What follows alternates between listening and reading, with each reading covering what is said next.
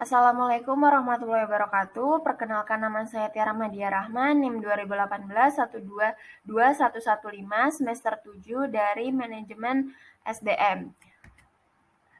A. Penjelasan singkat tentang permasalahan yang dialami Tiokol. Tiokol Corporation ingin menerapkan Total Quality Management atau TQM dengan agar dapat memberikan kepuasan kepada customer, baik itu mutu pelayanan ataupun mutu produk.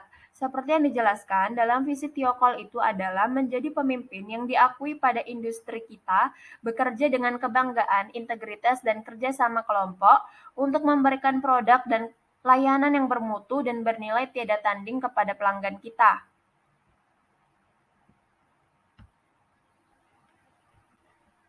Pertanyaan yang pertama, faktor-faktor sukses apa saja yang dibutuhkan pada kasus Tiokol? Apa yang dilakukan perusahaan untuk menghasilkan peningkatan kinerja? Yang pertama, Tiokol membuat program-program seperti TQM, cacat nol, berpikir mutu, penghilangan penyebab kesalahan, daur-daur mutu, dan kelompok produktivitas. Yang kedua, agar membuat survei memastikan produk total quality. Jadi membuat survei dengan menggunakan perlengkapan audit unggul atau Excellence Audit Kit dari Tom Peters. Yang ketiga, membentuk Dewan Pengarahan Eksekutif Total Quality atau perbaikan berkelanjutan dan diketuai oleh Wakil Presiden atau manajer divisi dan mencakup seluruh bawahannya. Selanjutnya, menambah bagian total quality untuk rencana bisnis strategik 5 tahun, mengadakan lokakarya atau pelatihan dan mengukur kemajuan. Pertanyaan yang kedua, Returner dan Kiniki menyebutkan bahwa kebutuhan akan perubahan dipengaruhi oleh dua faktor. Yang pertama, ada faktor eksternal, yaitu perubahan pasar, tekanan, sosial, dan politik. Yang kedua, faktor internal, rendahnya kepuasan kerja, rendahnya produktivitas, dan konflik, masalah sumber daya manusia, perilaku atau keputusan manajerial. Pertanyaan yang ketiga, strategi untuk berubah seperti apa yang dilakukan oleh perusahaan? Apakah strategi untuk berubah berkaitan dengan keberhasilan program? Untuk memastikan bahwa proses total quality konsisten dengan arah bisnis, rencana bisnis strategi 5 tahun diubah untuk menambah sebuah bagian total quality. Pada rencana ini yang diperbaharui per tahunnya, strategi total quality didesain berbagai sasaran dengan kerangka waktu yang sudah ditentukan dan menentukan berbagai tujuan. Rencana-rencana proyek perbaikan jangka panjang dan pendek diikutsertakan dari seluruh organisasi fungsional.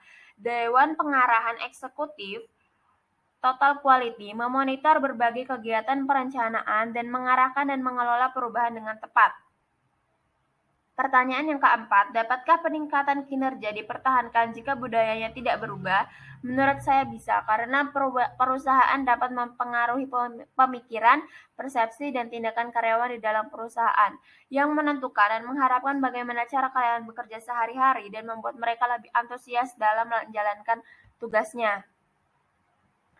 Pertanyaan yang kelima, menurut Palmer, Dunford, dan Akin, terdapat 8 rekomendasi perubahan organisasional yang dapat ditempuh untuk menghadapi lingkungan bisnis yang kompetitif.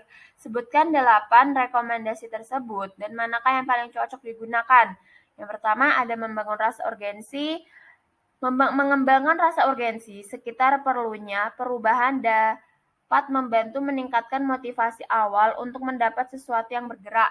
Yang kedua, membangun kelompok kerja untuk perubahan dalam meyakinkan orang bahwa perubahan diperlukan, kepemimpinan yang kuat, dan didukung orang-orang penting dalam perusahaan.